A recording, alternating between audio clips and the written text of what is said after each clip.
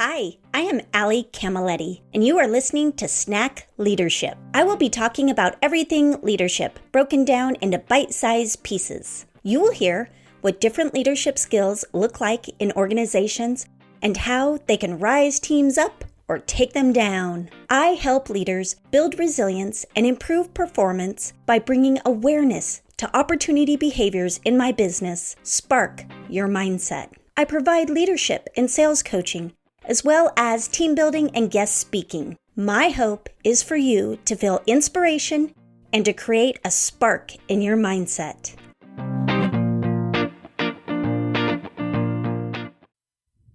Hi, everyone. Today we're talking about life-work balance. Making decisions where you are putting your life and yourself first. Jean Collins, I had interviewed on this concept, and she flipped it, right? When we think of this phrase, we think of work-life balance. Because really, we spend a lot of time at work, and if we were to do the math, I bet you we spend more time at work than we do in our personal lives, which can be disappointing. So I started getting curious about this concept, how different it looks, and what's out there. And what I found is this article by Forbes. What does work-life balance even mean? So they start off with what gets in the way. And they talk about how what can get in the way is this feeling of always being on, right? You see those people. I've been paying attention lately of how many people are constantly looking at their phone. And I was in the waiting room this week, and I noticed there was two older couples. One older couple, phone, iPad, staring. Another, sitting there, talking. And I thought, wow, like even generation-wise, older generations have become very addicted to technology as well. I'm sure you've experienced that. The other part is the time constraint caused by back-to-back meetings. I know for myself, I do a lot of Zoom, and so I schedule 30 minutes in between calls. Am I consistent with that? Not always. Sometimes I have to do back-to-back, and that's okay. But for me, it's about getting up, moving around. As I'm getting older, my body, it doesn't like to sit like this for an hour straight and then not have a break and just get up and move around. The other one is the constant distractions of communication with technology. So for me, I really try to limit my constant distractions. I'm lucky in that I can manage that. I work remote. I have a client load that I handle. So my distractions are usually email and phone when I'm maybe working on a project or something. But clients that I work with, it's texting, it's the phone, it's email. Then they have an internal platform in their company that they're getting pinged, we call it, right? And then they have another platform for their guests where they're getting communication. And it depends on your setup, but you could even have two platforms, maybe, from your guests that you're getting communication, at least. It's 5 different venues for distractions of communication during a day. It's constant stimulation. And so how do you even snap out of that when you leave the office and not feel that like you have to check everything all the time? I'm at fault for it, constantly checking my email. Then there is the persuasiveness of work given our constant connectedness. You think about that, just feeling like you constantly need to be connected to work. And I would even say striving for your worth through your work is something that gets in the way of life-work balance. Like if you were to talk to somebody and ask, how many hours do you work a week? And they're like 20, and you'd be like, oh, that must be amazing, right? But instantly, you might even feel judged by that. I know I've had those moments where I had only 20-hour work weeks for a while, but I also knew that I was going through some stuff, and that was maybe at a point where I really wanted to give that attention to Chella, my daughter, which I always want to give her that attention, but that isn't what my life consistently is like. It ebbs and flows as an entrepreneur. But what happens is when we constantly have these challenges and pressure, it causes stress and burnout.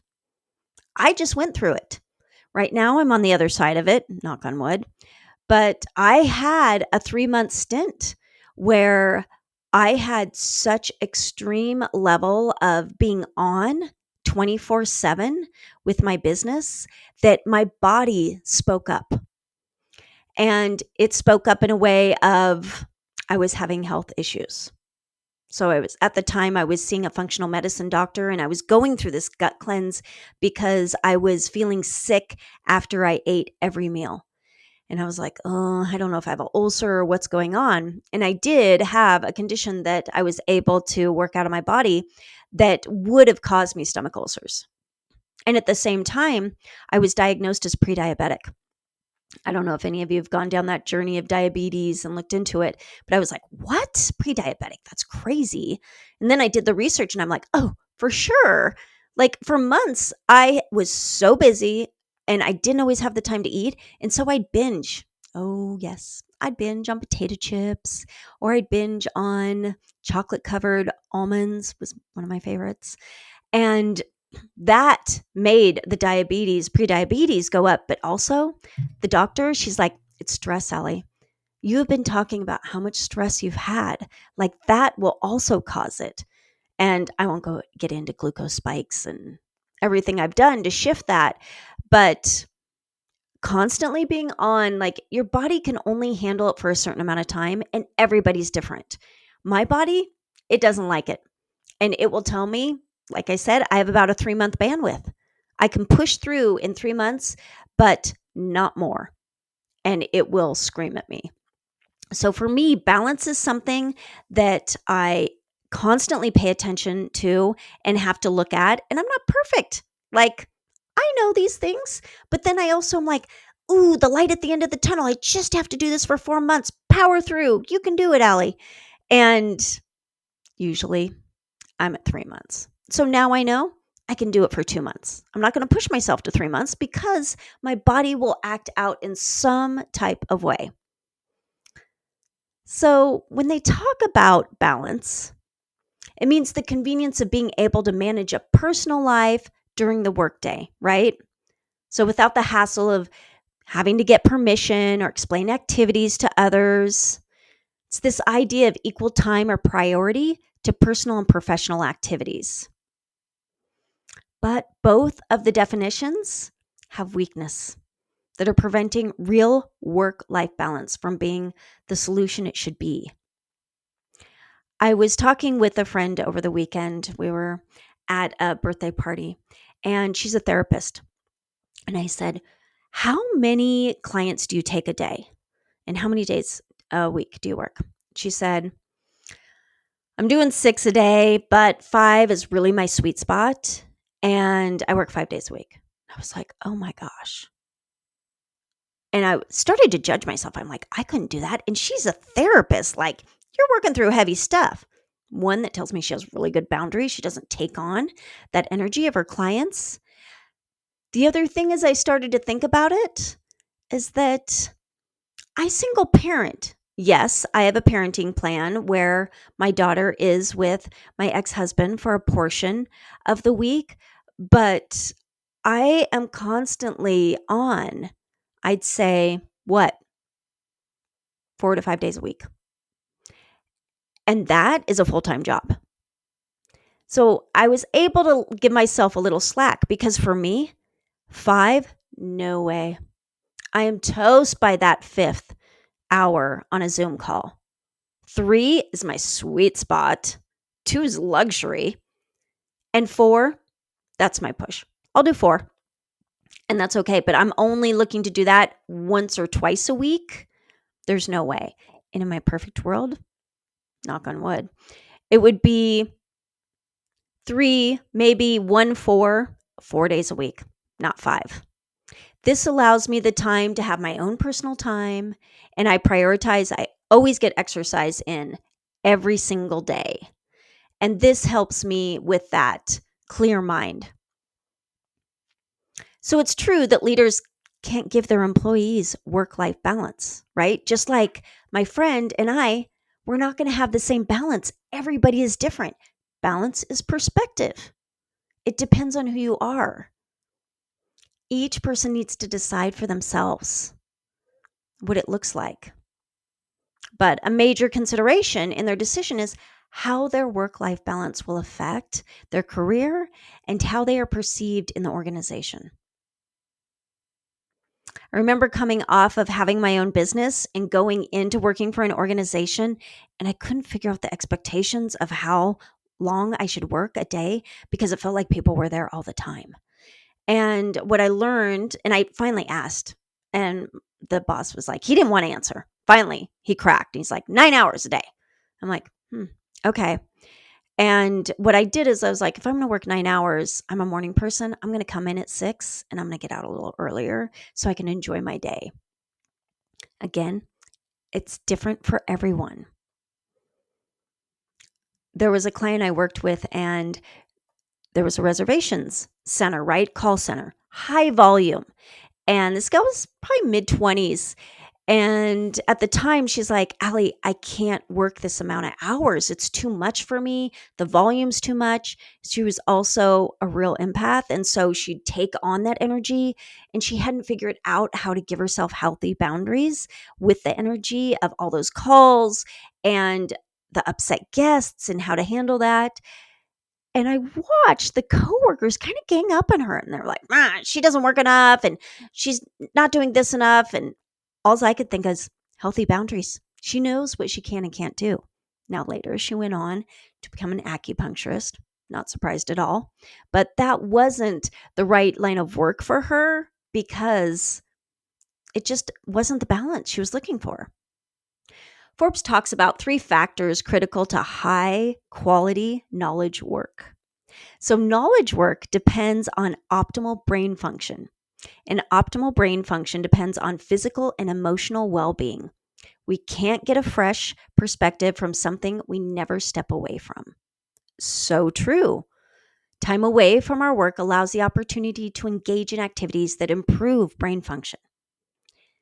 I'm about to spend 2 days in nature with my daughter, and this is something I'm focusing on.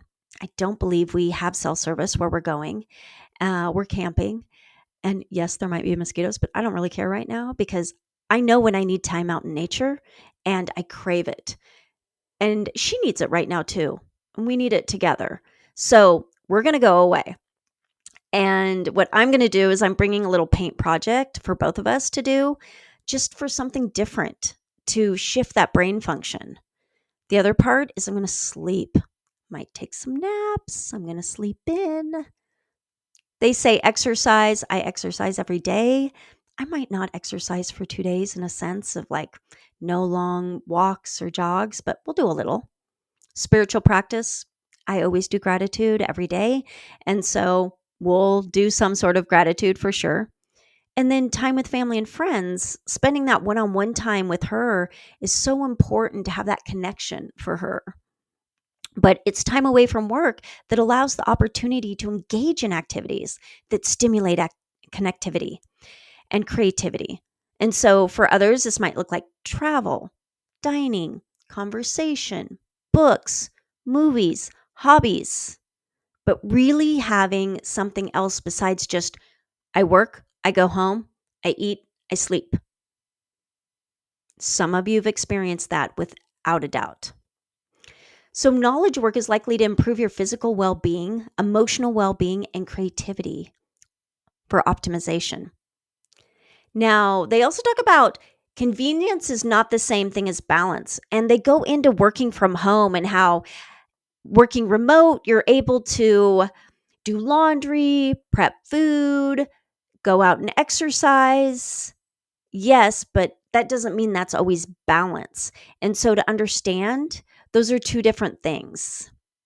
Now, often what happens is remote workers work even more because they are overcompensating for taking those longer breaks.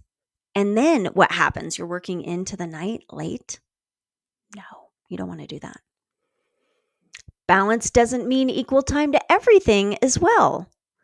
So, entrepreneurs, business owners, and others who derive primarily their satisfaction from work bristle at the term work life balance.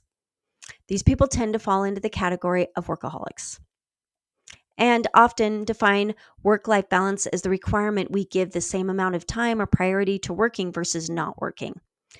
But this equal time doesn't sit well with those who want to work and say they love their work. Their work inspires them in ways that other parts of their lives don't. So this equal time positioning fails as a useful definition for work-life balance. It's too easily dismissed by the workaholic crowd, often those who need it the most. Then there's integration and blending. Those aren't helpful alternatives. The combination of the freedom and convenience described, the equal time requirement. It's probably why the terms work-life integration and work-life blending were coined, and why they are often seen as more appealing alternatives to work-life balance. So just pay attention to these different types of definitions and be careful of thinking, oh, that's the answer. No. What it comes down to is define what that work-life balance looks like for your team to help them, because not all of them know. Like me at that job. After being self-employed, I'm like, I don't know. People seem to work all the time. What are we supposed to work for hours? Because it was different when I was self-employed. Work-life balance is simple. Just don't work too much.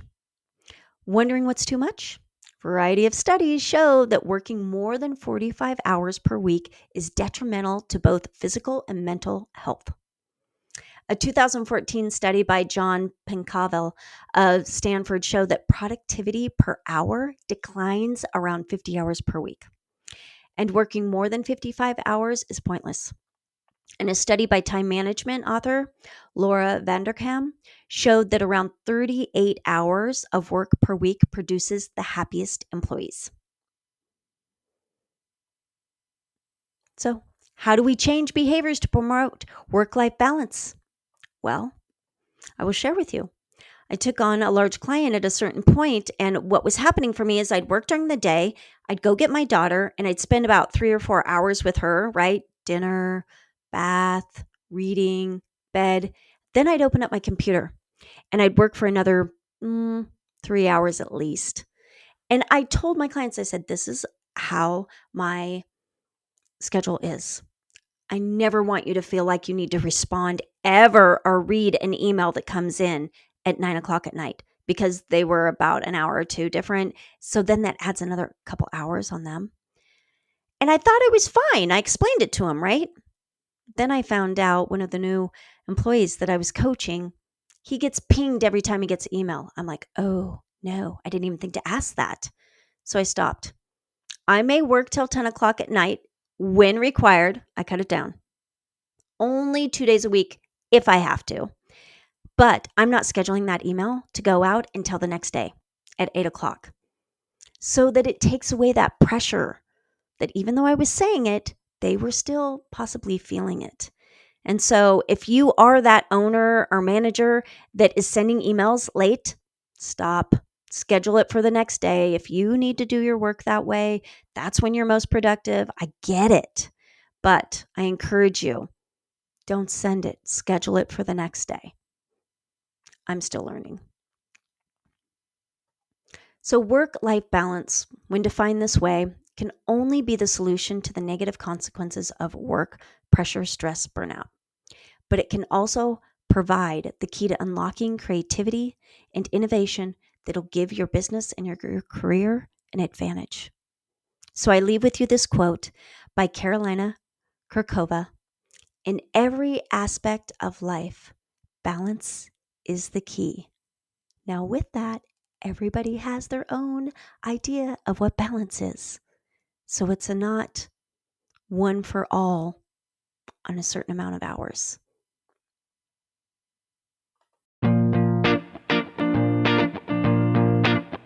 Thank you for tuning in to Snack Leadership. I hope you felt inspiration, motivation, and felt your mindset spark. Snack Leadership is recorded and produced by myself, Ali Camilletti, and music by Shireen Amini.